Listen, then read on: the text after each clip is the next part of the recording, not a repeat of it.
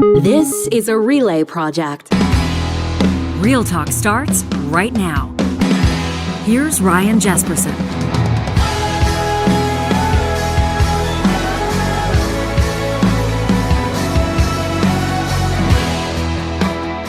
I want to welcome you to this episode of Real Talk. You know, issues aren't issues until they're issues, right? Problems aren't problems until they're real problems. And so when you tell an entire population of people that something might be an issue at some point, but it's not an issue now, then people don't treat it like an issue. We're talking about electricity today on the show. We're going to be talking about a lot of stuff on the show today, but in just a second, we're going to get to an energy economist, David Gray. You've heard him here on the show before. If you're listening to this around the days that we're recording this episode, I don't have to tell you that the better part of Canada has been in a deep freeze for the past number of days. And we're not talking minus 20. We're not talking minus 25. Canadians don't think those temperatures are a big deal. Once you start flirting with minus 40 or below, you start to see real strains on the population and the people, strains in people's individual lives. We've heard of pipes bursting and furnaces failing. But what about the entire grid? What about the grid that people draw from to keep their homes, in some circumstances, lit, in other circumstances, powered up in the kitchen and otherwise, to keep their cars plugged in, to keep everything going?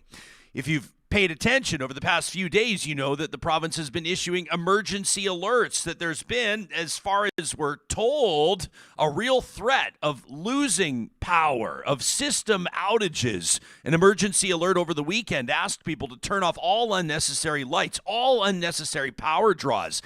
It named EVs, electric vehicles in particular, which I thought was interesting. It didn't name hot tubs.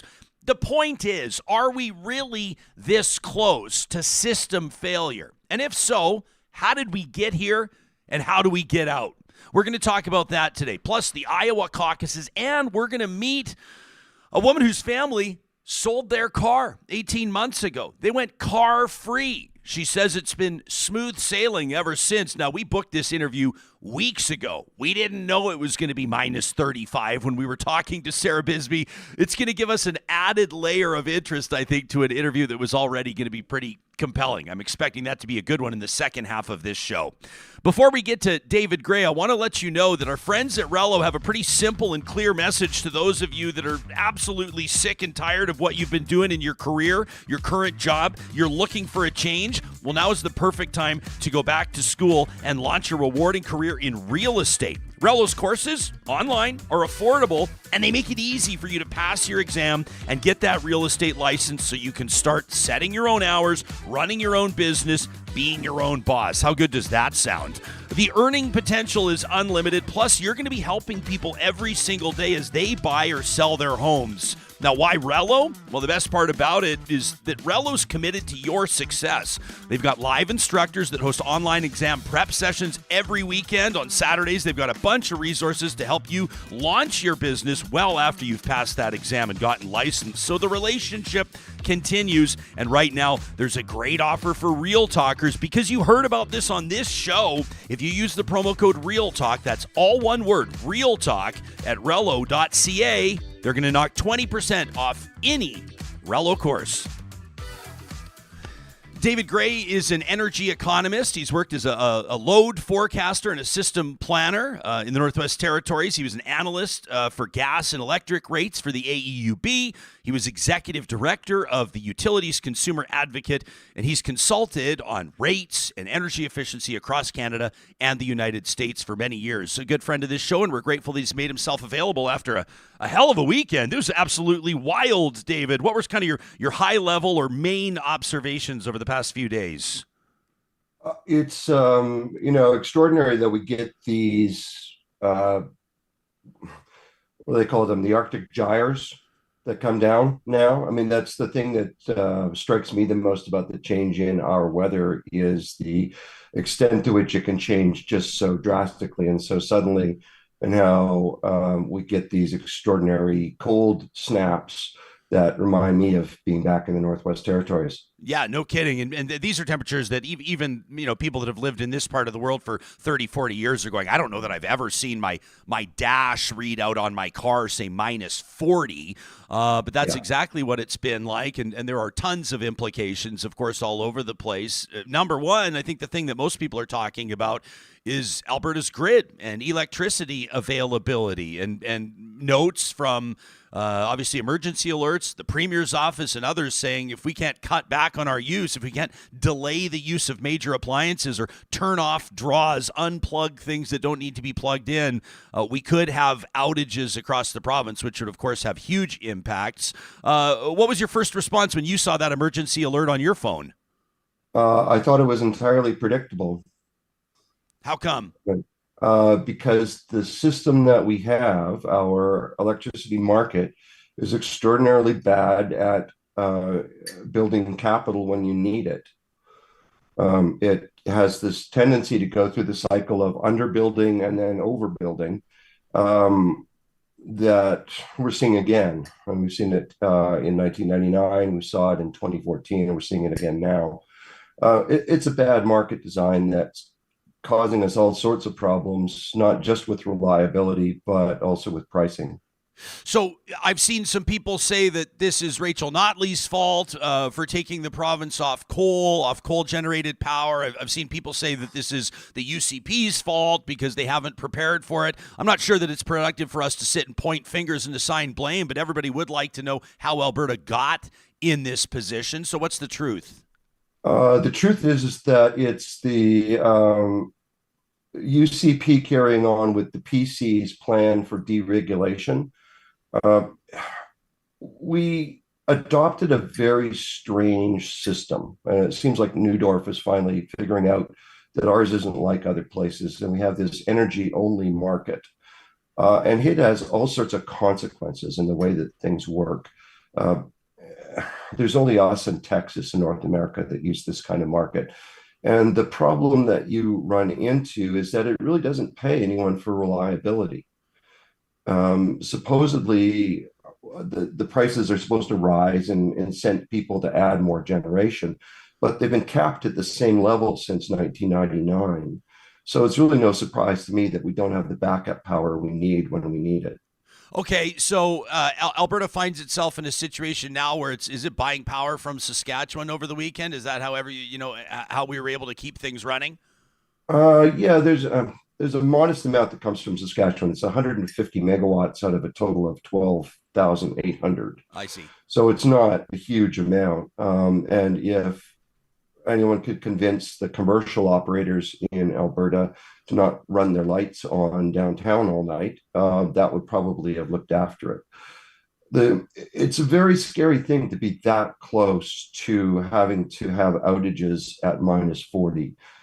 Because bad things happen really fast at minus 40. Yeah, David, like just to kind of spell it out, I think most people can imagine in their own lives, if they lost power in their own home, on their own property for a number of hours, what the implications might be. But can you paint a picture for us? Very bad things happen when you have long-term outages. I mean, the biggest one we've ever seen was the Northeast U.S. in 2003. They estimated the losses at $5 per kilowatt hour. So they lost generation and lost billions of kilowatt hours. But the damage from that loss of electricity was $5 a kilowatt hour. People die. Bad things happen. Food gets spoiled.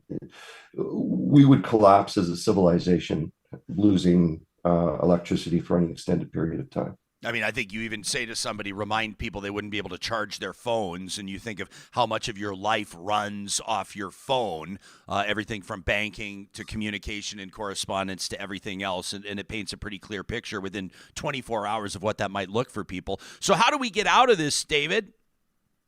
Well, we could fix it really easily just by increasing the peak price that we pay for power in our market.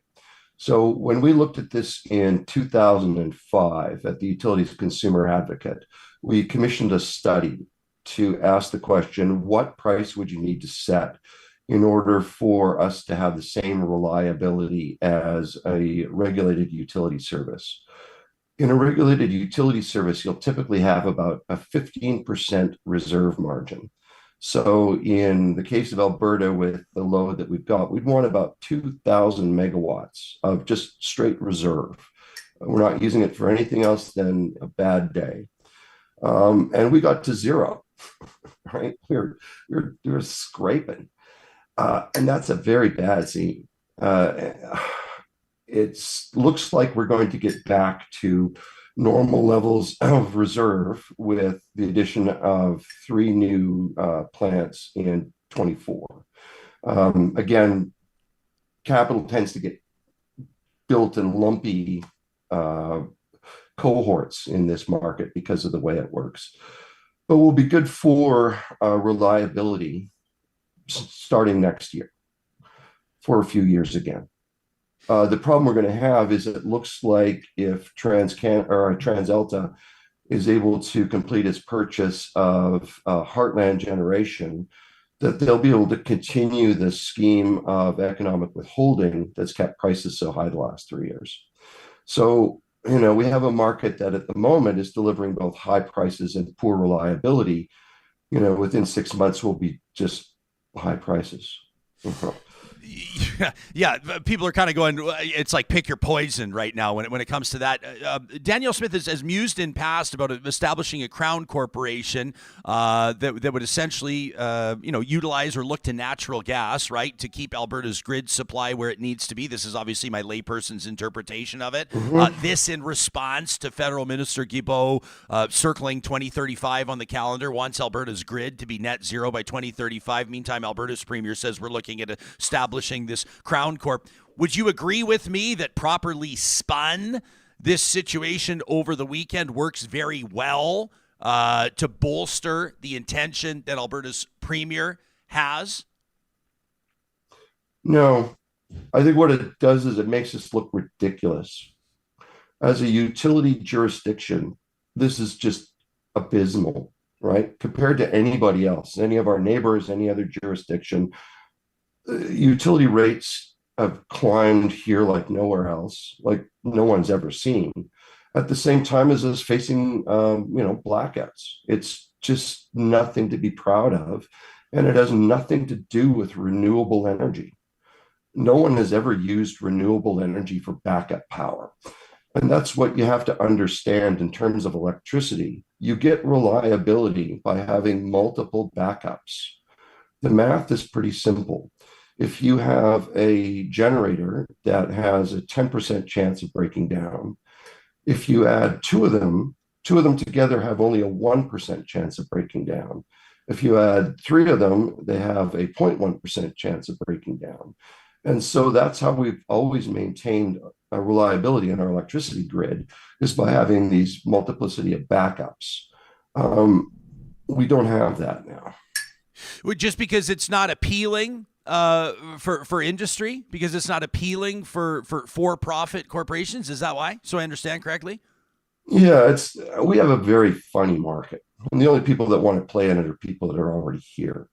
Right? It's really set up to benefit the incumbents. Johnny, can you tee up that clip from Danielle Smith? This is from a while back, but this is the premier describing Alberta's situation when it comes to power and the grid and backup. And David, I'd love for you to have a quick listen to this. I'm sure you've heard the clip before, and let us know if it all still applies. Now, I want to be clear. This was not this weekend. She's not talking about this in the midst of what's happening. But here's Premier Danielle Smith.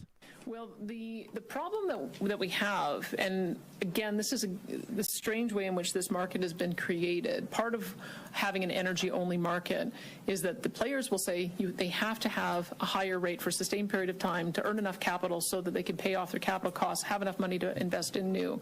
And there was a discussion years ago about a capacity market, which would be allowing us to pay people for being on standby for us. The decision was made at that time not to go forward with that. But I think we're beginning to see the consequences of what happens when there isn't a mechanism to bring on new baseload power, is that we don't end up with new baseload power projects being proposed. So that's what we're trying to fix in this whole process, because in order to bring on more wind and solar, we have to bring on more baseload. They have to happen in tandem so that we're not facing power outages on our coldest days and our hottest days.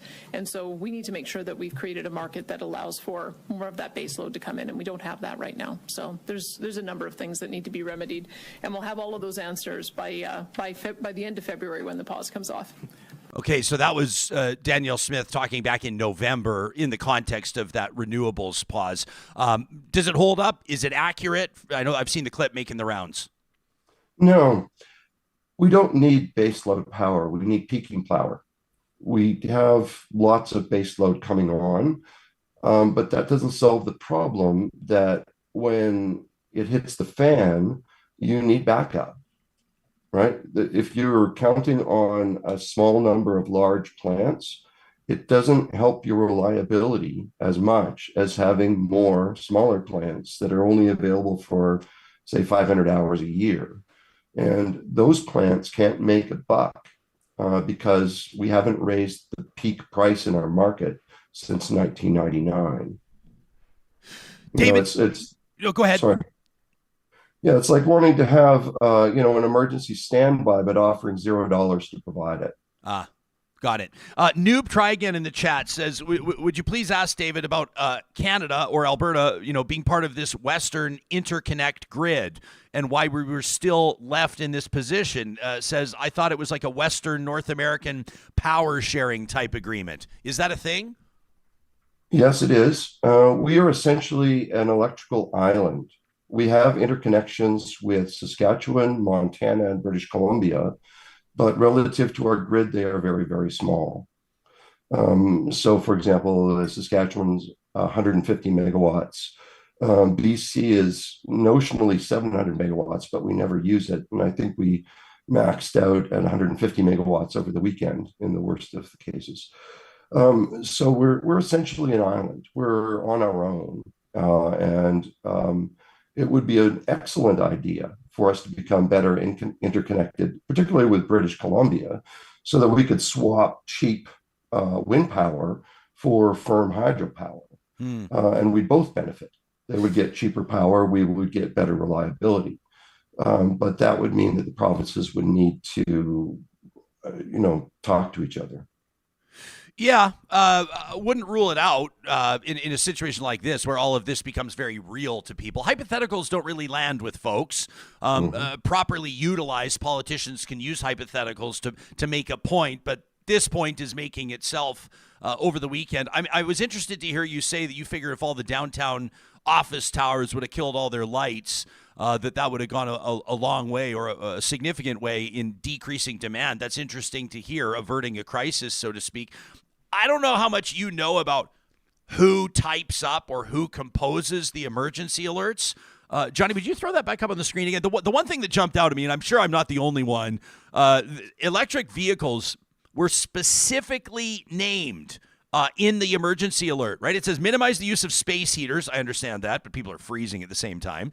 Delay use of major power appliances, delay charging electrical vehicles, and of course, and plugging in block heaters for the internal combustion crowd.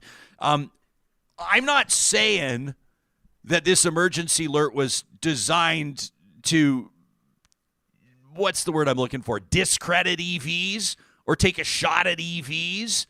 But at the same time, I thought it was pretty interesting considering that people can use their apps for their EVs to have them charge when, draw on the grid is down and when power's cheaper and when it makes more sense. And did you find that interesting or am I just coming across like a conspiracy theorist right now? No, it's all part of the same BS of them going after renewable energy and putting on the moratorium, right? It's all just cruise missiles aimed at anybody who thinks green energy is important or that the climate is an issue.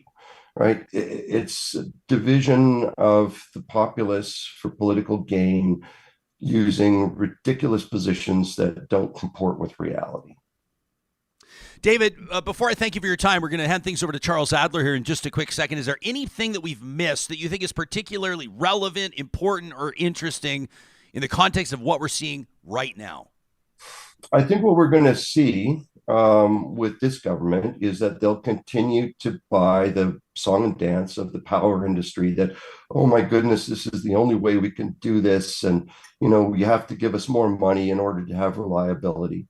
And it's all bunkum. It all comes down to us having a captured regulator and a captured government by this industry. And we need to get them out of having the exclusive say in how our power system works. It's really been designed so that the shareholders of these companies can make a fortune. I'm pretty firm that this is the worst way to run a railroad.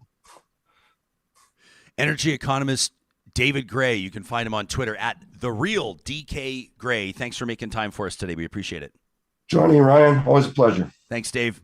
On the live chat, interesting takes on this. Randy says, OMG. Randy says, come on, there's like 9,500 electric vehicles registered in Alberta. If half of them were charging at 4 kilowatts, then that's 20 megawatts of energy. He says we have 11,000 megawatts of demand at any given time. Others say that this was, Jason said mentioning EVs in the emergency alert was definitely meant to trigger the anger machine. Others, James says calling out EVs was definitely a deliberate target. Meantime, Mariah says, I don't know. She says it mentions block heaters too. It's not just language, or she says it's just language that people know, in my opinion. I agree, Mariah. I was actually a little bit choked. I don't have it here. Let me see if I can call it up in real time. I think that Alberta's energy minister, Brian Jean, took a swipe that I think, in my mind, made him look a little bit foolish over the weekend. Where is it here on Twitter? Taking a big swipe at journalists at the CBC. Did you see this? And he tags Andrew Scheer in it, I guess, because he's looking for a pat on the back. I don't know why he would have done that, but Brian Jean cites this or links to a CBC news story that says that EVs, electric cars, are the best vehicle in frigid temperatures, say advocates in Saskatchewan. And there's some reasons for that. I don't know a ton about EVs. We learn about a lot on this show. We've done a ton of interviews about EVs and the trend toward more and more consumers going there. They don't have any oil. There's like no fluid in this, so they're not, you don't have to plug them in with block heaters. They warm up immediately. There's a whole lot of reasons why people that are driving EVs right now say that they've actually been really good over the past, few days through -40. But CBC puts out this story as that emergency alert goes out saying, please avoid charging your EVs and plugging in your block heaters, right? And so says Minister Brian Jean from his official account. He says, breaking, another home run from the CBC. Is this parody, he wonders. While the Alberta government asks people not to charge their electric cars due to the extreme cold straining the grid, CBC publishes this article. Brilliant, says the minister. $1.3 billion of your tax dollars, ladies and gentlemen. Hashtag oil and gas. Looking for applause there. Hashtag journalism. That from Minister Brian Jean.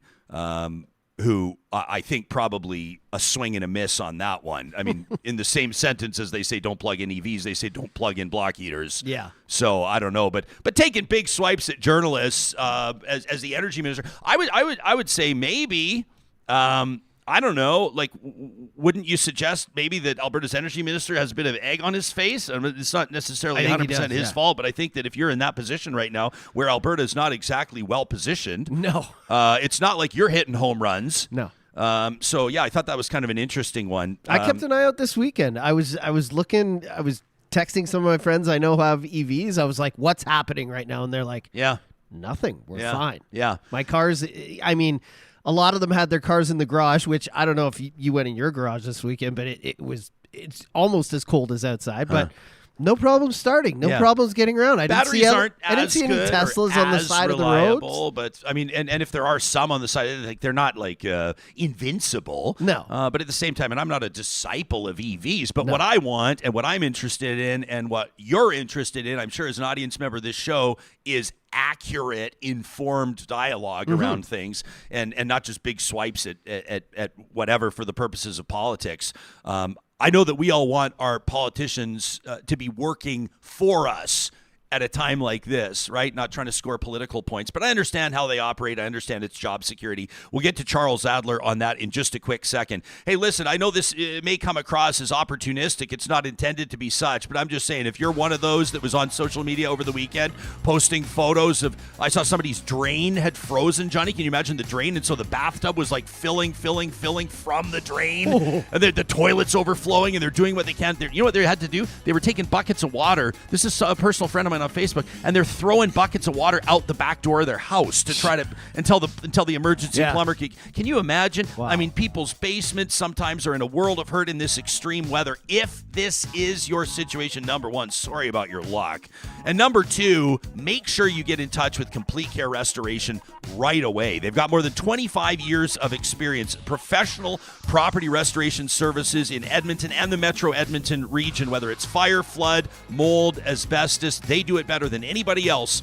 You can find them online at CompleteCareRestoration.ca. Our friends at Athabasca University want to remind you that they are ready right now to start talking to you about what a future at AU could look like. It is the university that tens of thousands of Canadians trust their post-secondary journey at AU. Why? Because it's different than anywhere else. Your only commute is to your device. Number one, how good is that? Number two, you are determining your study schedule. There's not sort of a midterm on this day, you got to be there. There's not an exam or a paper due by that date, and if you miss that date, then you're screwed. At AU, everything's designed so you can complete your education whenever and wherever it works for you. Nobody else can say that. You can get your journey started today by visiting athabascau.ca. And speaking of garages, if your garage is in need of a little TLC, if you were looking for a space heater or for your extension cords or for extra blankets or whatever this weekend, and you couldn't find them because your garage is an absolute disaster, it might be time to put in a call to California Closets. You can find them online at californiaclosets.ca or give them a shout at 844-977-1231. Nobody does custom organization like California Closets, whether it's in your primary bedroom, your guest room, your home office, your laundry room, or, your garage, the workhorse of the home.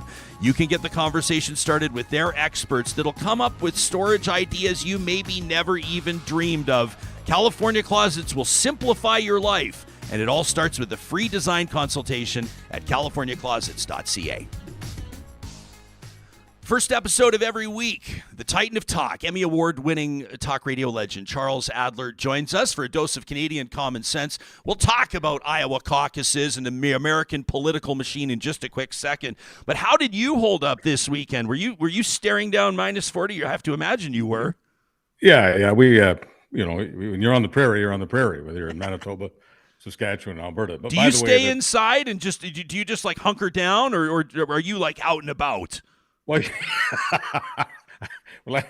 last week was not one of my better weeks. I wasn't feeling all that well, and I didn't perform up to par. But I don't screw the pooch two Mondays in a row, so that's not going to happen today. But I've got to tell you that because I live in my head much of the time, it doesn't make a whole lot of difference to me.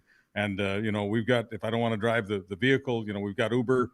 And most of all, what we have on the prairie, whether we're in Alberta or Saskatchewan or Manitoba, are friends. And so friends will always call and say, "Do you want, Chuck? We know you don't like, we don't like, you don't like driving in this kind of stuff, and do you want us to pick you up?" And so having friends, really matters. But I just want to, in the interest of full disclosure, as I always do on the show, I just want you to know that Mondays, despite the fact that I'm waking up in a province where we have no energy issues, we have a Crown Corp and reliable electricity. Yeah, you're talking Manitoba, yeah. We don't have, in Manitoba, we don't have to worry about making sure that a handful of, multimillionaires or billionaires are making off like bandits. And once again, it's not because I'm a socialist. I'm all in favor of having as many millionaires and billionaires as possible. I'm just not in favor of parasitism. So we've got reliable energy here, but because Mondays are my Alberta day, because they're my day with you, I offer maximum empathy. So this morning, I generally, just before the show, I would take a shower. And today, I chose not to. Wow. There you go. You're a better man than me, Chuck. You're a better man than me. people are doing whatever they can to see. This is like, especially everyone's in their own situation, in their own scenarios. For some people, I was looking at people over the weekend that are working outside, and I just have like the most respect possible for them. Other folks are living in homes where maybe the energy efficiency isn't the best, and so no matter what, you're running space heaters, you got your thermostat all the way up, your furnace is pumping, doing everything you can to try to stay warm. So it becomes very obvious very quickly, and like even the average person without an understanding of what a kilowatt hour is, or without an understanding of how the grid works, the average person can understand how everything is so strained right now. But interesting to see the politics around it this weekend. But Ryan, once again, this prairie guy to prairie guy, there is no excuse. When BC's got the power and Saskatchewan's got the power and Manitoba's got the power, the idea that Alberta, and I'm not into, being a sycophant here, but, Alberta is off the charts and, education levels, middle class, blah, blah, blah. I mean, I just really resent the idea of Alberta being treated like it's some kind of, haven for hillbillies. And there's no excuse for Albertans not to have as much power as they need right now. I mean, what else are you going to call this but a scam? I mean, Albertans are getting scammed if people in politics are convincing them that this is the only way we can live, and this is the only way we can support the private sector, or this is the only way we can stand up to the federal government, and all that other trash. It's like your guest said a few moments ago. Every minute it seems that, I guess I have to call it hard right-wing politics, are kind of aiming cruise missiles at anyone who is making common sense on this kind of issue. Big story stateside, Iowa caucuses today, and Iowa's kind of a harbinger of, the way that the entire presidential election could go. And it's been a big one, and people are kind of keeping an eye on Nikki Haley and Ron DeSantis, but it looks like Donald Trump's in a real power position here, which, today, by the end of day, could kind of set the table for what most people expect to happen when it comes to another showdown between Donald Trump and Joe Biden. You posted a clip over the weekend. This was like a street interview with just a kind of your average Trump supporter. I won't introduce him because I don't even know this guy's name. This guy was just gathering at a rally. Somebody put a mic in his face, but what he said was remarkable. Why don't we tee it up? So here he is. The other day, Donald Trump said on his first day he's going to be a dictator for a day. I like that. Yeah, I like that. Would you rather have Donald Trump as a dictator for 4 years or re-elect Joe Biden for 4 years? I would rather have Donald Trump. I'd like to see repeal the Roosevelt law so that he can be a president for a lot more than 4 years. But this country needs a dictator. I hate to say that, but it's the truth. Okay. So everybody wants their favorite president to be able to stay in office forever. We heard a bunch of people saying that about Barack Obama back in the day, but this guy actually wants a dictator. Yeah, he wants a dictator, and I know it's not politically correct to speak this way, but there are many people who have lost faith in democracy, and so because they don't view democracy as including them, they view democracy as this scam that's run by certain elites. Okay, I'll use their language. And here's a guy who wants a strong man to give the finger to all of these different elites, whether they're running universities or the public school system, the teachers union, the media, you name it. Donald Trump is giving the finger to all of these people who are getting in his way. And so if the status quo is democracy, he'd rather have dictatorship. Our brains, they're binary, unfortunately. Generally it's either or. So if he's not happy with the current state of democracy and Donald Trump says he's willing to just take over and be a dictator, this guy and many others who aren't on camera are saying, yeah. I mean, there's that term benevolent dictator that was used for a long time. And if you ask a bunch of Americans and maybe a bunch of Canadians, would they rather have a benevolent dictator who's, quote, fighting for them, who's on their side, as opposed to what we now have? There are a bunch of them, and certainly in a secret ballot, or if they trusted the pollster, who might say yes. I'm not saying it's a majority, but democracy is getting a bad name, getting a black eye these days. And what does that mean? That means that the idea of a strongman, of a dictator, is actually gaining in popularity, whether we like it or not. And Donald Trump will most likely defeat Joe Biden, despite the fact that Biden and the Biden coalition will be talking about how the next election is all about preserving democracy. That won't wash with a lot of people in Iowa and Nebraska and Arizona, and I could go on and on and on. But I think right now it looks like a significant electoral college victory for Donald Trump. So I think it was January 10th. Chris Christie says, I'm out. He says we haven't been able to sort of find consensus on the best alternative here to Donald Trump. He believed that he was the best positioned candidate to go head to head against the former president. You've got Nikki Haley, Ron DeSantis remaining, picking up on just momentum, north of the border. Just from my perspective, keeping an eye on it, Nikki Haley seems to be kind of picking up some momentum and picking up some speed. What do you make of her chances to be the Republican nominee for president and ultimately the first female president of the United States? Do you think it could happen?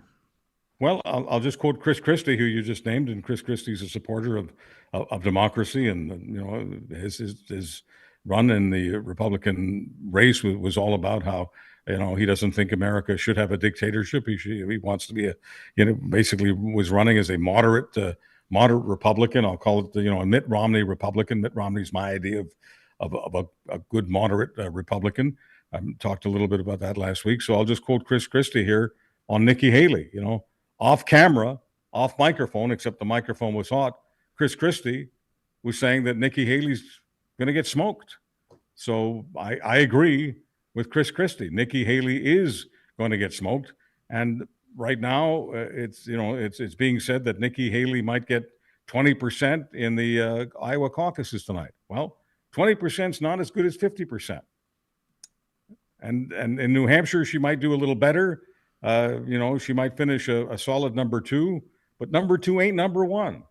And then they go to South Carolina, and I get that Nikki Haley was the governor of South Carolina, but I know South Carolina like the back of my hand.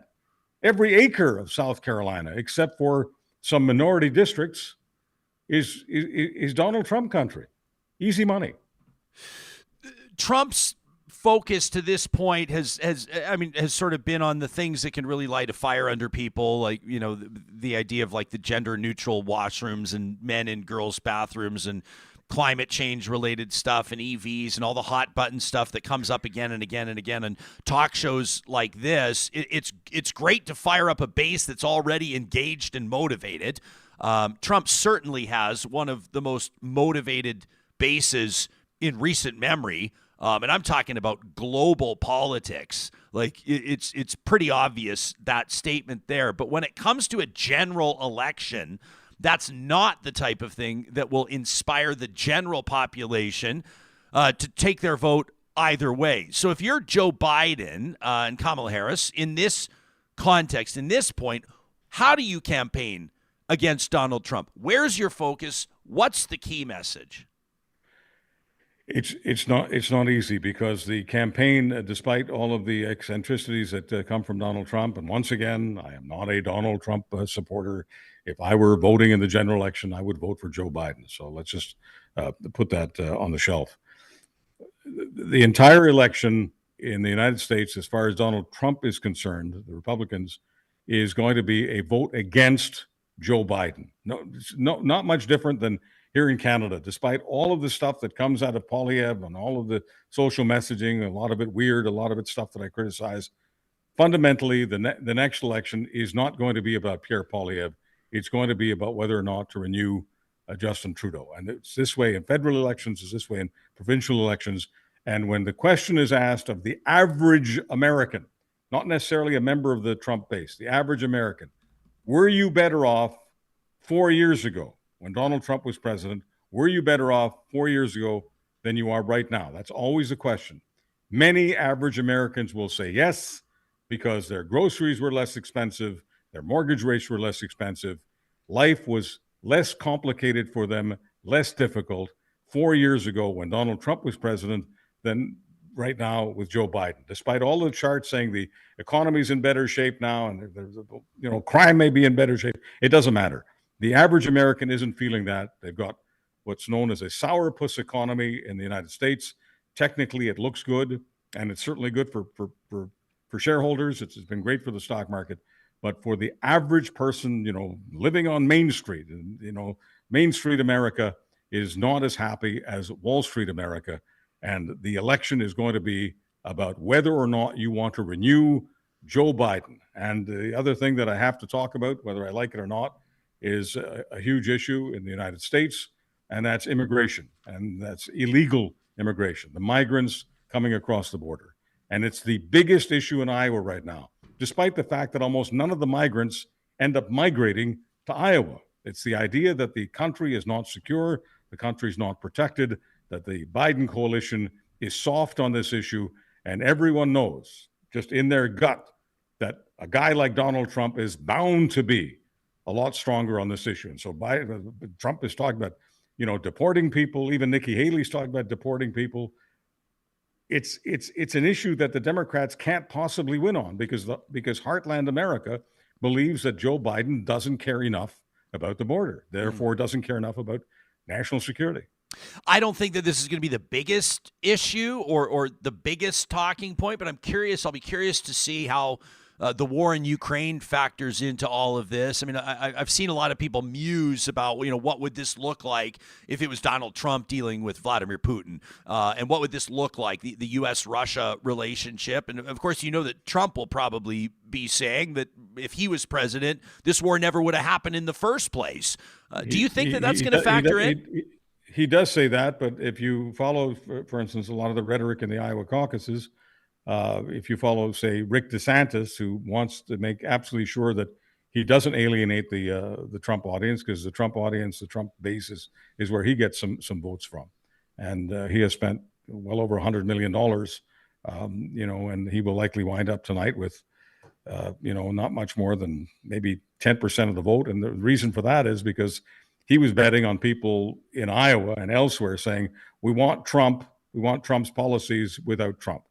So therefore, that's what DeSantis has been betting on. And when it comes to Ukraine, DeSantis' position is that if he were president, and same as Trump's position, Trump doesn't articulate it the way DeSantis does, but he will basically read the riot act to Ukraine and tell them to, if they want to have any American aid, they've got to make some concessions to the Russians. So that generally means Crimea and parts of eastern Ukraine.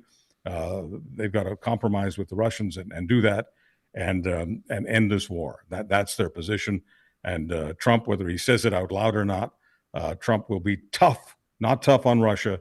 He will be tough on Ukraine. That doesn't mean it's the end of Ukraine, but it may be the end of Ukraine whole, the end of Ukraine having all of the territory that most Ukrainians expect it to have.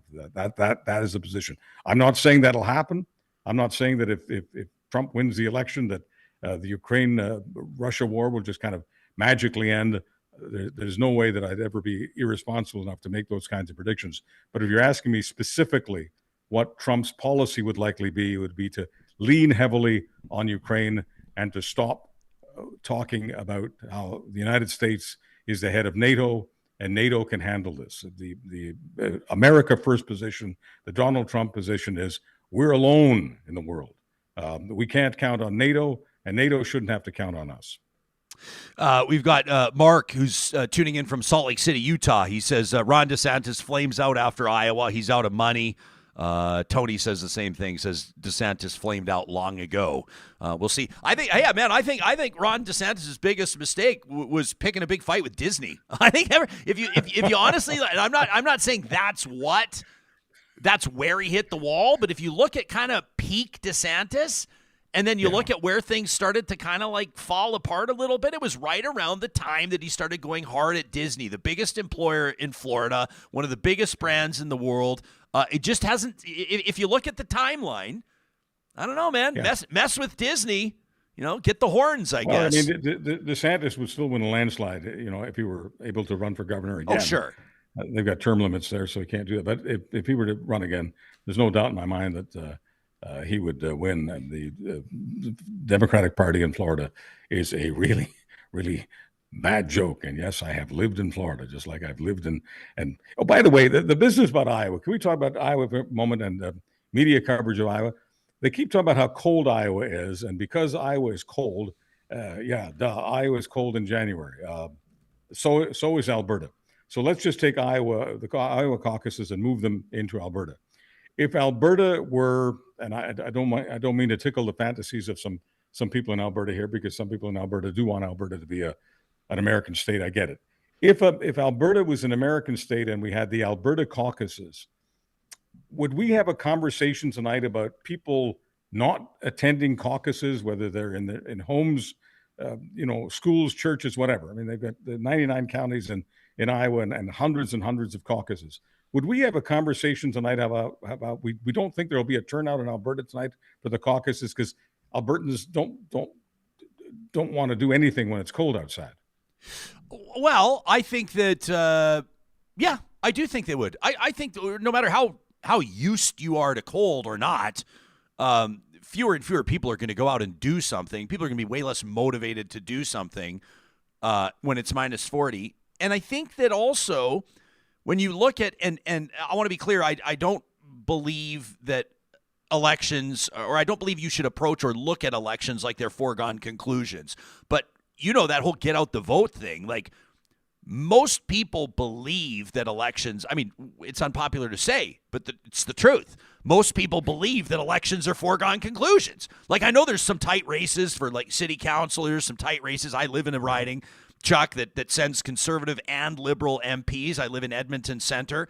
You've had Lori Hahn there. You've had Randy Boissonneau as the incumbent there. There's James Cumming has been there, the conservative MP. So like it flip flops back and forth, and oftentimes is won by 500 or 600 votes. So that's not a foregone conclusion. But if you live in ridings where you're used to seeing big landslides and it's minus 40, why in the hell would you go out and vote? You believe you already know which way it's going to go. You believe your vote is not needed. And, of course, those that are campaigning and campaign volunteers would look you in the eye and plead that you not adopt that position. But I don't think it'd be any different in Alberta. Do you? Look, I just think that if you're having a caucus situation where you have to vote, like I say, in the church that's a mile down the road or the school that's maybe a mile or two down the road, I don't think it's that difficult to find somebody, if you don't want to drive yourself, to find someone to pick you up and throw you in their truck and go to church and vote. I could be wrong. I mean, we may find out tonight that the vote is really suppressed, but I've been to Iowa just like I've been to Alberta and I've been everywhere else. And the idea that people in Iowa are freaking out about cold weather in January, that doesn't comport. And when I do see a bunch of media people who do live in Washington and New York freaking out about the weather, I get that they're freaked out. But I just don't think that we're going to have a highly suppressed vote. By the way, do you have the clip of Donald Trump telling people to come vote in the caucuses tonight, even if they're taking their lives into their hands, even if it's risky to their life? Do you have that clip? No, I haven't even heard that clip, but that doesn't surprise me. So I know I'm not supposed to laugh about this because I'm supposed to think everything that Donald Trump says, I'm supposed to take it literally. But once again, it's an empathy thing. I have to put myself in the shoes of those people who like Donald Trump and support Donald Trump. And Donald Trump essentially said, and maybe you can run the clip later, but Donald Trump essentially said that even if you do take your life into your own hands, and even if you die coming out to vote for me, even if you die, it will be worth it. And people who take that literally go, well, this is just Donald Trump being, the supreme narcissist. He's only looking out for himself. He doesn't care for other people. And all of that may be true, but this was a gag line. And the people who like Trump thought this was funny. Yeah. Well, I mean, he also sent a legion of supporters down to the Capitol on January 6th to put their entire futures at risk. I'm not denying as well. that. And once again, the precedent has been set. That's a crazy quote, though, Charles. If I had saw that clip, believe me, we'd have it today. We'll punch it into the podcast. Yeah. We have the one saying he made $8 million from foreign investments. Did you hear this one?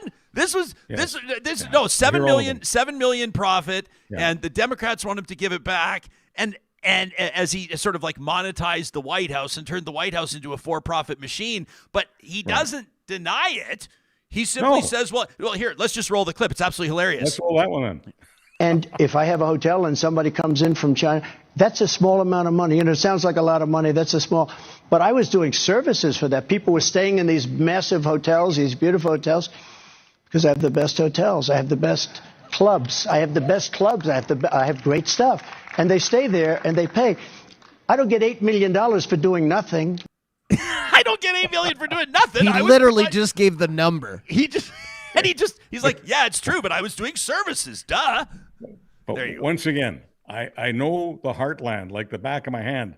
the number one thing that Donald Trump has going for him is he's not a politician. And when he says things like this, whether he's telling people to sacrifice themselves for the cause of Donald Trump and, take their lives in their hands and take a risk by voting, or whether it's this stuff, every time he does this, he reinforces to the brain that likes Donald Trump that he's not a politician. So that's what he's doing. Yeah, I don't know.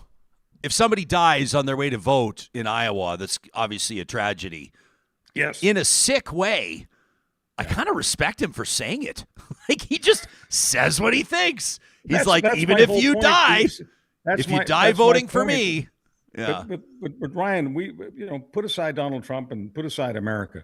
How often have we talked to our audiences? I don't care whether it's a broadcast or a podcast. As public communicators, how often have we mocked politicians who are really horrible at being the phony people that many of them are? So we mock them for their phoniness. Here's Donald Trump giving you the real Donald Trump. Like him or not, but for those people who do like him, for those people who do support him, they go, this guy is not a politician. He doesn't talk like a politician, and he doesn't try to talk like a politician. There's a great appeal there. And in our business, meaning the media business, you and I are always talking about authenticity. We think we're pretty authentic. We let people know exactly what's in our hearts. Sure. Despite how some people may react. Okay, we think we're authentic. We think a lot of other people in the business are not very authentic. Say whatever you will about Donald Trump, and I have said all kinds of horrible and disgusting things about Donald Trump. The right-wing base in Canada accuses me of having Trump derangement syndrome, blah, blah, blah, blah, TDS, blah. Yeah. The point is, Donald Trump is authentic. He's 100% giving you the guy that he is off camera. It's the same guy. This is not in support of him. This is to understand that in a world where people think everybody is plastic, whether they're running a university or a White House, Donald Trump is a lot of things, but he's not plastic as far as a significant segment of American voters are concerned. Yeah. To quote The Simpsons, he just says the quiet parts loud.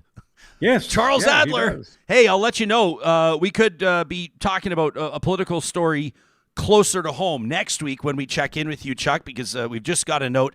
It looks like Rachel Notley could be bumping up or fast-tracking her resignation as leader of the Alberta NDP. It could come as early as this week. So we'll see. Maybe we'll be talking about that next week.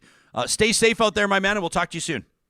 Ryan, stay warm and don't shower in the morning. Help your people. There you go. That's wise words from Charles Adler, the Titan of talk. You can let us know what you think about that. Talk at RyanJesperson.com. I haven't heard that clip about even if you're that's, but in a strange way, it just doesn't even surprise me. We're going to talk to Sarah Bisbee in just a quick second. I'm looking forward to this. She's a real talker. She wrote in a big, long email back at the end of November, and we said, listen, you got to just come on the show and talk about this. Her family went car-free about 18 months ago, and she says they've never looked back. I'm interested to hear what their past few days have been like. And then, of course, bigger picture, we'll zoom it out.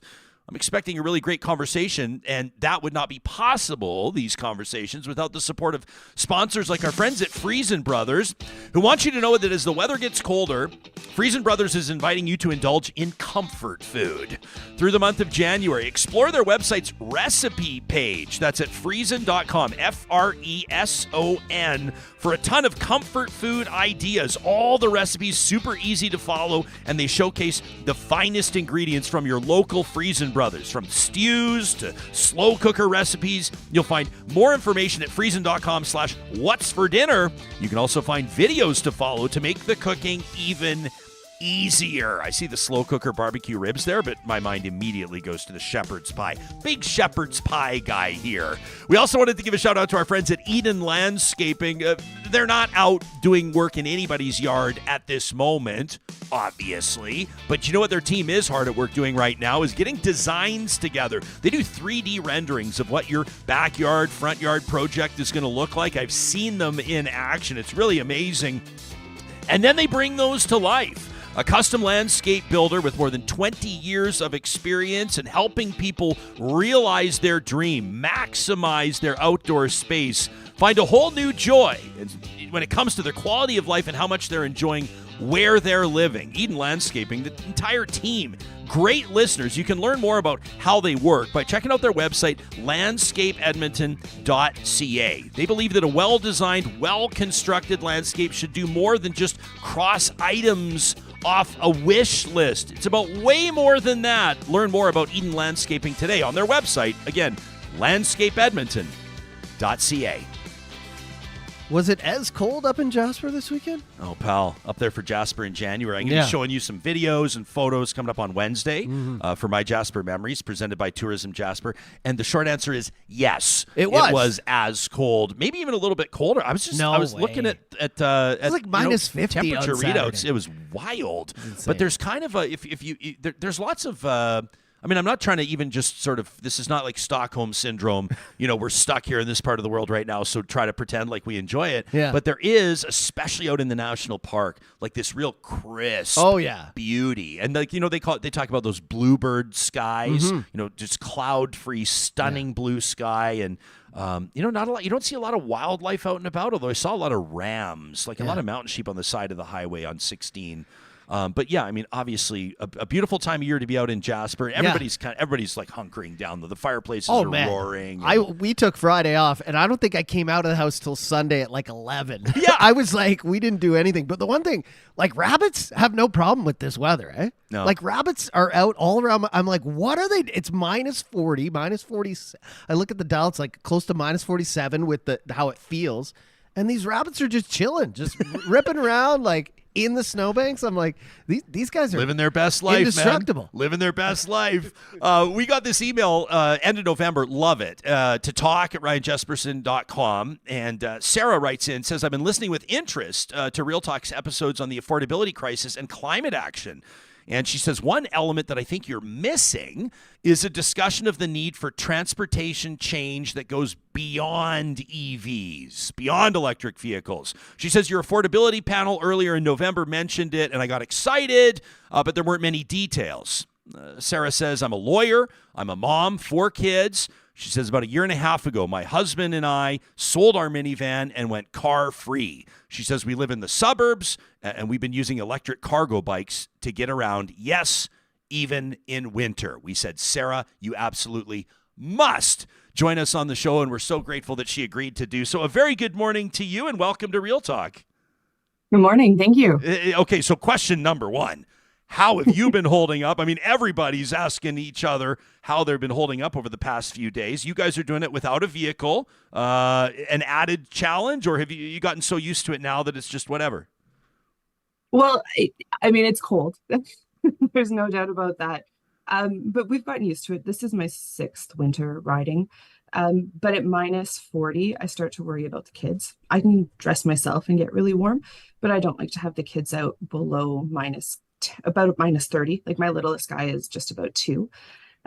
So we've been staying pretty close to home, although yesterday we had an event that my oldest had been looking forward to for quite a while.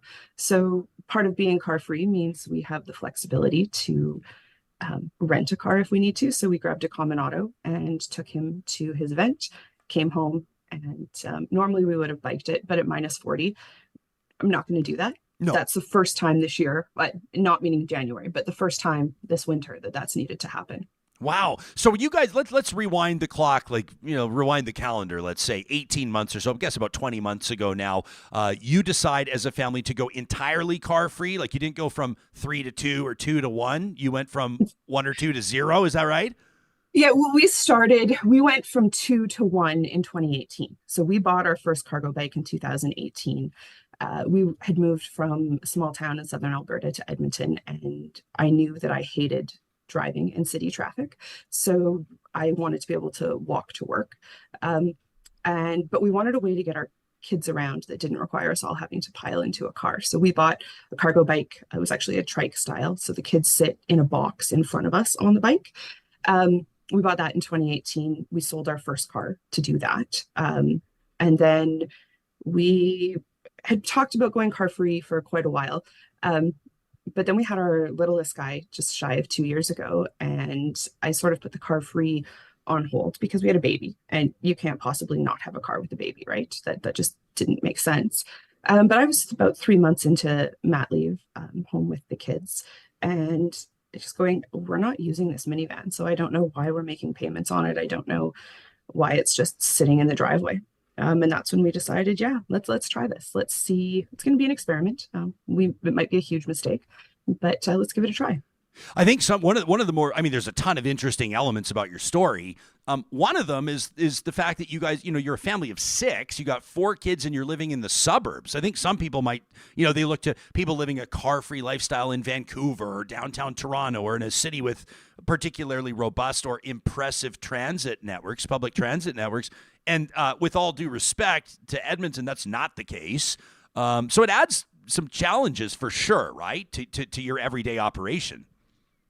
It does. And that's why I think when people talk about going car light or car free, the electric cargo bike is the key piece to it, because transit isn't perfect. We didn't take transit yesterday for a reason. Sunday schedules are terrible. But we do ride our cargo bikes because they can get us anywhere that we need them to. The bike that you're showing on the screen right now, I've got a range of about 100 kilometers with the batteries on it. So it doesn't do the work for me. I'm still pedaling. I'm still riding that bike. But it does make it so that I don't feel the weight of all the kids in the bike with me. So you told us that over the past 18 months, your family has put almost 10,000 kilometers on 2 bikes. That's no joke. I mean, that's like... No, and we're over 10,000 now. Are you? Since I wrote that email. We put significant mileage on the bikes. It's not that different than what we would do if we were driving everywhere. The kids still have extracurriculars. They still go to school. They still have, visits at friends. We still go to museums, go to libraries, go and do all the things that every other family does. We just do it with the bike. Mm-hmm. So you've got the affordability angle on this. You've got obviously sort of your conscience when it comes to individual action on climate change. Your conscience probably feels pretty healthy at this point. Yeah, I mean, when I look at all of the things you can do to be more sustainable, one of them is to cut your transportation emissions. Another one is to go, vegetarian or vegan. And I like steak. I'm sorry. I'm not making that change. They also say having one less kid. Well, I have 4, so I'm not going to go there. But we can do our piece with getting around. And honestly, Ryan, the affordability is fantastic. We have saved so much money, like it's tens of thousands of dollars. And the climate change is great, but it's really been a life-enhancing experience for us. I get energized by being out and riding, and people will say I'm crazy, but if you're familiar with the idea of a runner's high, when you go out and run, you can get that endorphin rush. Well, when I'm out biking, you get that same endorphin rush, and at minus 35, that endorphin rush comes much faster. So there's an enjoyability aspect to it. There's the fun that I get to have with my kids. They're not sitting behind me in the car. I can see them. I can talk to them. I get to watch them see things. Johnny was just talking about the rabbits that you can see. My little guy points out every single rabbit we see all the time. So your kids are down with the idea. They don't feel like their family is doing something that's absolutely bonkers and none of their friends have to do this, but our family has to do this. They're actually pretty keen about it. Yeah, for the most part. My daughter absolutely loves it. You talk to her and sometimes I get a little bit nervous about how pro bike and anti-car she gets. But my kids are on board. They love it. My son, you say, okay, it's time to go for the bike. And my little guy, and he's just like, bike. So he loves getting out and into the bike. We have them ride on their own where we can. But the way my philosophy is the cargo bikes are car replacements for us. So if it's a journey we would normally do by car, then the kids get to ride in the bike. If it's something that would just be a fun bike ride, even if we had a car, then they ride their own bikes. Do you think, what you've done here is really impressive.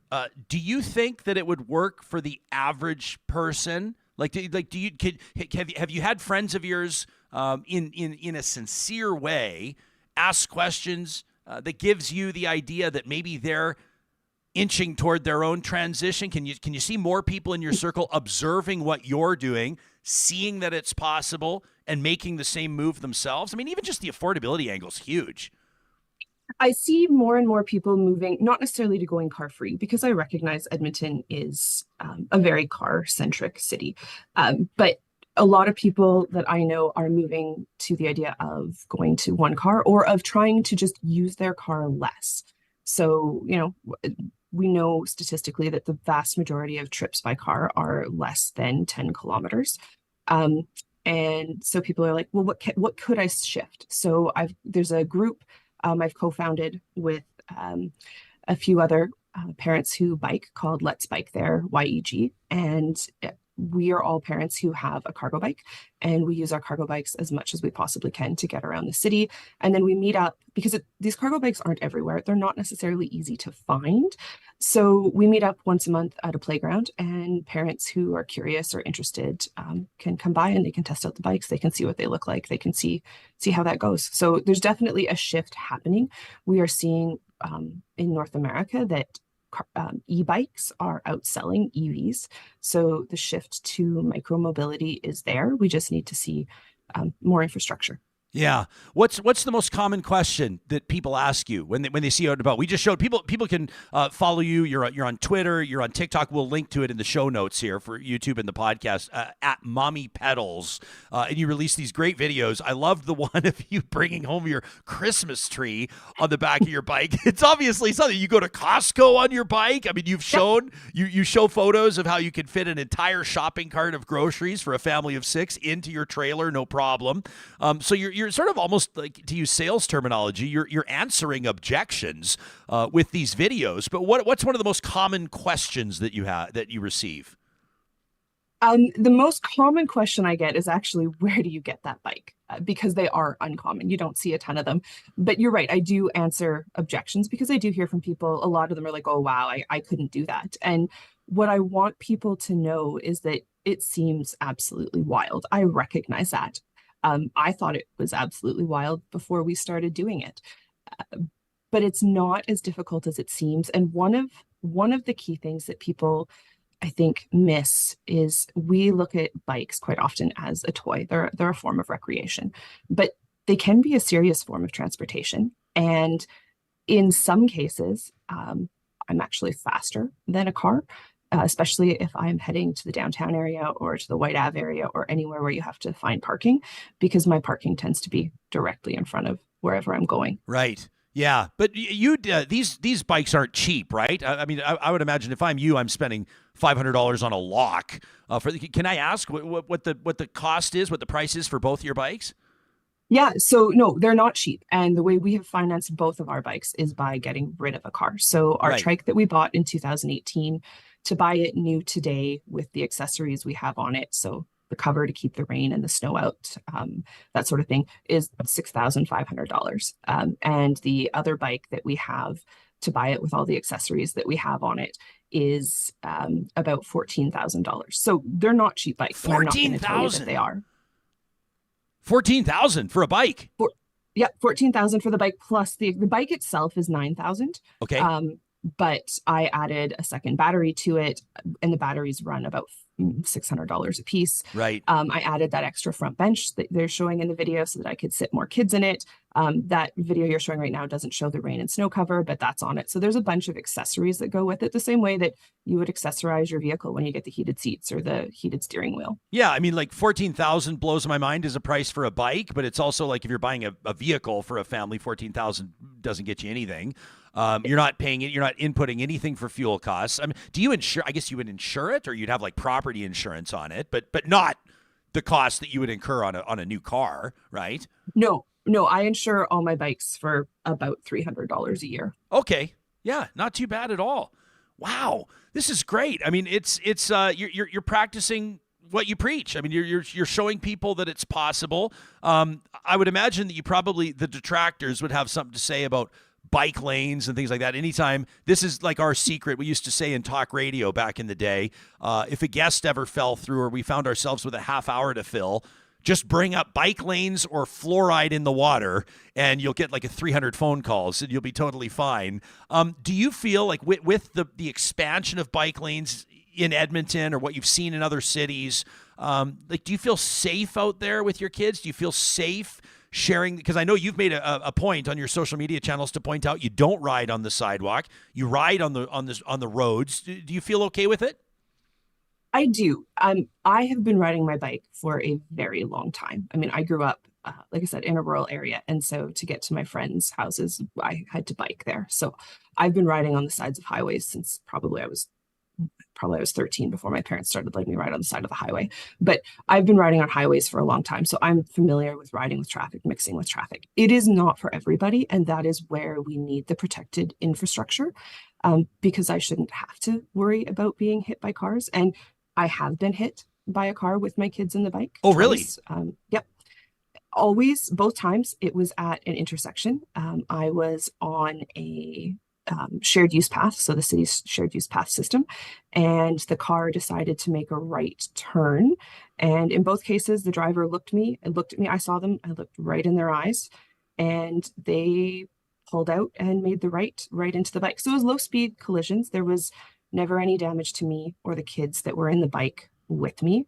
But the bikes have gotten a little beat up by it, and I've had a few things that I've had to be fixed as a result of it. So I'm not going to tell you that it's 100% safe, but you have to be careful. But to be fair, it's not 100% safe to drive either. Oh, for people sure. Getting fender benders all the time. Yeah. No, I mean, I don't know why I'm going here, but there was a tragic story the other day. I don't know if you heard about this. Somebody riding the bus. Did you hear about this? This lady in her 60s riding the bus. The bus goes around a corner. She loses her footing on the bus, falls out the door, and is killed. I mean, it's just like, to me, I don't know. That got me in a whole different mindset, thinking about life and how fleeting it all is, and how at any given moment it can just be lights out. But to keep the conversation focused, bring it back to this, and just the fact that, I mean, I'm just so impressed with what you've done. I feel like you're going to shake your head at me and roll your eyes. I'm just like, well, it's not for me. This isn't for me because we need a car. We need a car. And then you're probably going to go, well, why do you need it? And then probably the more that I try to talk and justify it, you're probably going to go, well, you can do this and this and this, right? I mean, like, you know, and even the fact that you pointed out that if you guys need to, you can, you know, rent a vehicle, or you can use a car share program. It's not like, if you're taking the family to Drumheller to go see the dinosaurs in the summer, what do? You just rent a vehicle? Is that the plan? Yep, and we've done that whenever we do a family holiday, or I've got family, in other provinces. We rent a car and we go out and we see them. You have to think about it. There's a little bit more logistical planning. It's not like you just jump in your car off the driveway, but it's no different. I mean, you go and book a hotel, you go and book, a campsite, you go and book whatever you're booking for your travel. So we just add one other booking to it, and you don't notice. But I wouldn't actually, Ryan, try and point out, oh no, you could do this, this, or this. What I would actually invite you or anyone else to do is just come ride one of them, because I have never seen anyone ride one who gets off it and goes, oh, that was horrible, I'm never doing that again. Everybody is excited and has a blast. And the smiles and the giggles that you get from kids, especially younger kids, you want to do it. We haven't even talked about mental health. We haven't talked about the gulps of fresh, crisp air, the oxygen that you're infusing into your morning, which is obviously probably, a significant benefit, like the physical fitness thing. We haven't even talked about, like, how many calories are burned in 10,000 kilometers of cycling, right? I'll acknowledge, a friend of mine bought an e-bike last summer, and she let me hop on and take it for a spin. I couldn't believe how incredible it was. I think it was going like 40 kilometers an hour or something. It blew my mind, actually. But yeah, even the physical fitness of just getting out and pedaling. Mm-hmm. What I talked about with people sometimes are like, oh, well, this is going to take so much more time. Well, number one, it doesn't actually take as much time as you think. When you look at, I think TomTom has statistics on how fast the average car in the city of Edmonton moves at any one particular time. Yeah. And so the average speed over the course of a trip of a car is 30 kilometers an hour. And that's all told. That's including rush hour. That's including, dead of night times. Mm-hmm. My bikes are limited. There's different classes of e-bikes, and so mine are the ones that are limited, so they're allowed to go on the shared use pass at 32 kilometers an hour. So quite often I'm moving very similar to the speed of traffic. So it doesn't actually take that much longer to go places. And the extra time that it does take, I've got a video I did where I did trip training. So one of those days where you've got, a doctor's appointment here, and you've got another appointment over here, and then you need to stop at the library. The types of travel that we all do, where you're like, okay, I got to do an errand day today. And that trip was a total of 44 kilometers around the city. And my biking time on it, the actual time riding the bike, was about an hour and 45. And when you look at what Google Maps told me it would take to drive all of those places, it was going to take me driving time, according to Google Maps, an hour and 24 minutes. So it took me a little bit longer, but I had fresh air, I had exercise, I didn't have to go to the gym that day for an extra, 25 minutes of time. I don't know if you remember how you signed off your email to us in November, but you said, thanks for the show. You said, congratulations on 3 years of Real Talk. You said, I always listen to it later, to the podcast, during my commute on the cargo bike. And that was just music to my ears. Just imagine, Johnny and I always imagine, like, when people write in, we love when they tell us when or how they listen to or watch the show. For some people, it's on their dog walk. For some people, it's on their commute. I just love the thought of you just hammering away on those pedals with your family, big smile on your face most times, I'm sure, listening to the show. That really means a lot to us, and we sure appreciate it. Thanks, Ryan. Yeah, you bet. Thanks for doing this, and hey, happy pedaling out there. You leaving the bike in the garage today, I'm assuming? No, we went out and did the school run this morning. You did? Kids had to get to class. Yeah. Oh, legend. You are a legend, Sarah Bisbee. Thanks for doing this. Thank you. Yeah, you bet. You think you could do it? I want to say, because I would love to do it, and we've talked about this before, but there's no route from Chappelle where I am to work. It's not like I would have to literally go on Gateway, like right on the For people that don't lane. live here, that's kind of like a main drag coming downtown type Right, idea, it's coming into Calgary. I would have to like either take the ring loop to that exit or something, but I would love to try it, but man, in this weather the last few days, she's a warrior. She's hardcore. She's a warrior. Hardcore. I love it. I was looking forward to, like we said, we booked this interview quite some time ago, and before we knew what the temperature was going to be like. And this weekend, I was thinking as we were getting ready for Monday's show, I'm going, oh, this is going to be good. This is going to be good. I can't wait to ask her what her last few days have been like. But like some of the stories over this week, like the door handle for our back door, which is our front door. We live in a townhouse. Ice was starting to form on the inside of the handle. It was just crazy. Just wild for people. You can find Sarah online on Twitter, on TikTok at Mommy Pedals. We'll link to that in the show notes. This tweet is great too, with all the savings. Isn't that good? She did. So we'll get into this. Like, this is just a recap. So she posted this 4 weeks in to her family's adventure, and they were tracking everything. I should have asked. I don't know if they still track everything every week, but it was Canada Day around that time. So this was July. She says we traveled 63 kilometers, doing regular stuff, plus a trip to Millwoods for Canada Day. The savings on the week, gas was at $1.87 a liter. Jeez. She says, and the van, 10.2 liters per 100 kilometers. So she knows what the efficiency was of the van that they got rid of. She says, so we would have spent $12 in fuel. Our insurance was $162, which means that they would have been $174 that week that they would have spent that they didn't.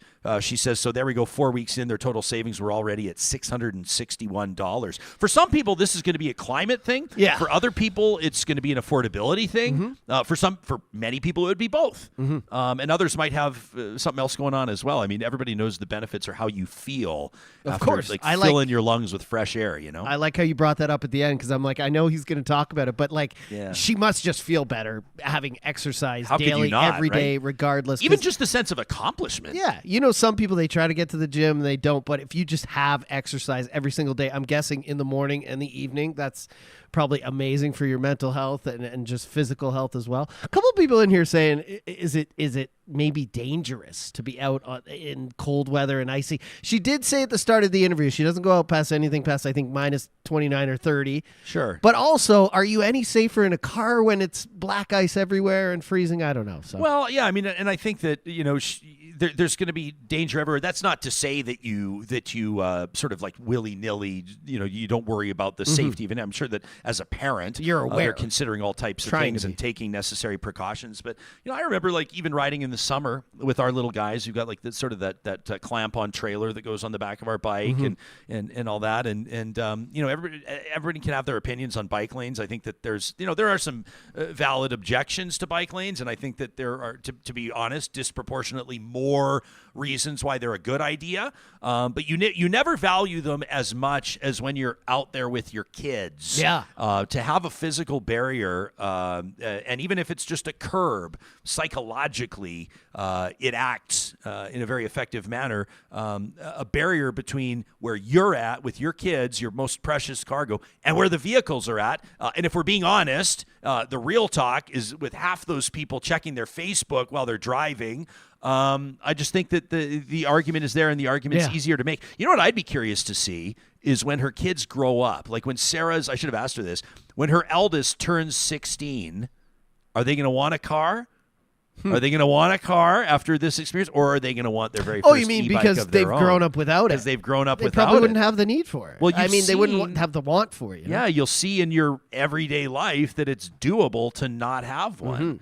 And then, especially as a young person, thinking of the affordability angle too, that'd be a really big deal. I mean, I commend her. Like right now, me and my partner, we're sharing a vehicle. Yeah, the house is basically about 99% plant based, other than like our pets eat, animal products, and you might find an egg in the fridge every now and then. Shh, don't tell anyone.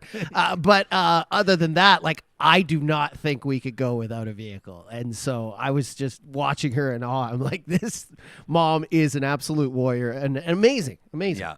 Plain Power says there is no valid reason to be against bike lanes. None. Says just think of people in wheelchairs. Think of parents with strollers.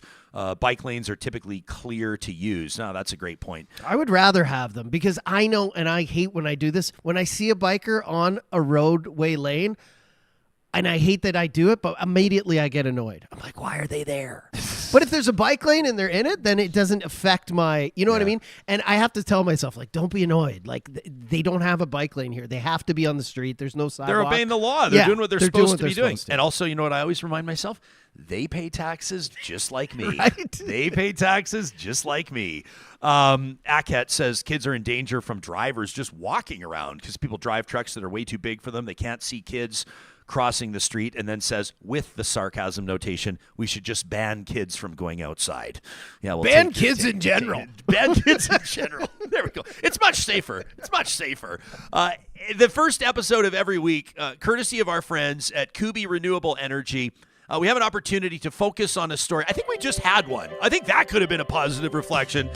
Sarah Bisbee is one of our positive reflections this week, presented by our friends at Kuby Renewable Energy. But you remember, we were also talking just last week, our conversation with Dana Larson. You remember that? Dana's that drug advocate and entrepreneur that mailed mushrooms and cocoa leaves. Everybody's going, where is this feature going right now? He mailed mushrooms, like Magic Mushrooms and Coca leaves, to every MLA in BC. Well, it prompted an email from Cyrus, who's a Patreon supporter, and we absolutely love this. Cyrus wrote in and basically said, Jespo, when you were talking about taking cocoa leaves, I was chewing on cocoa leaves when I was hiking the Inca Trail in Macchu Pichu in Peru. This is like 20 years ago, more than 20 years ago. Cyrus says, I want to thank you for that trip down memory lane. I also munched cocoa leaves on the Inca Trail. Says I was living in Vancouver at the time, and I had got pills from my doctor to help me with altitude sickness, but they ended up being useless, despite the fact that we had acclimatized already for 3 days in Cusco. Cusco, one of the oldest cities, the most continuously inhabited cities in the world, an absolutely magical place. Cyrus says, so I was there with my younger brother and sister. We spent 2 weeks during our university years in Peru. Our trip was built around the hike of the Inca Trail. We went all over Peru, Lima, Cusco, the Inca Trail, Puno, the Lake Titicaca, and experienced a ton of stuff along the way. Said we had to stay fluid out there. It was a really wild adventure. He says, but it was just an amazing time out there and a very interesting conversation, he said, that you were having about mushrooms on the show. He said, I have to say, our time in Macchu Pichu, one of the best few days of my life, and there's nothing like having this World Heritage Site to yourself, all to yourself in the morning. Cyrus, isn't that the truth? There is nothing like it. You got the alpaca up there. You're walking on ground that has such spiritual significance to the indigenous people in that region and has for thousands of years. He said the conversation you had about mushrooms and cocoa leaves also got me thinking about my university roommates back in the day, we'd smoke a hookah, and the tobacco was always from the Middle East. He says, when we parted ways after university, we all stopped cold turkey. I wonder why we were able to do that, why there was no addiction at play. He says, maybe it's because where the tobacco was grown, it wasn't North America. He says, who knows? Anyway, he says, I thought you might enjoy seeing my photos, hearing my family's story of our trip to Macchu Pichu, one of the most wonderful spots in the world. He says, I wonder if it might spur some memories from other Real Talkers as well. Cyrus, we love it, by the way, signs off as a Real Talk patron, which makes our day even more. Positive reflections, an opportunity for you to tell us about an amazing memory, a magical moment, a random act of kindness. As someone you saw, pay it forward. And of course, it's presented every week, these emails, to talk@ryanjesperson.com by our friends at Kuby Renewable Energy. You can get a free solar quote today at kubyenergy.ca. Coming up on tomorrow's show, we're going to ask a question that some of you have been asking, but it's not been front and center, not been making headlines because of everything else going on. But you know, American right-wing personality Tucker Carlson's coming to Alberta, and Alberta's premier is going to be sharing a stage with him. Good idea?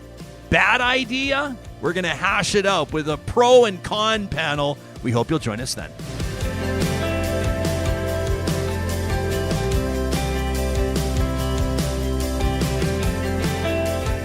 Real Talk is hosted by Ryan Jesperson, executive producer Josh Dunford, technical producer John Hicks, general manager Katie Cook-Chivers, account coordinator Lawrence Derlego.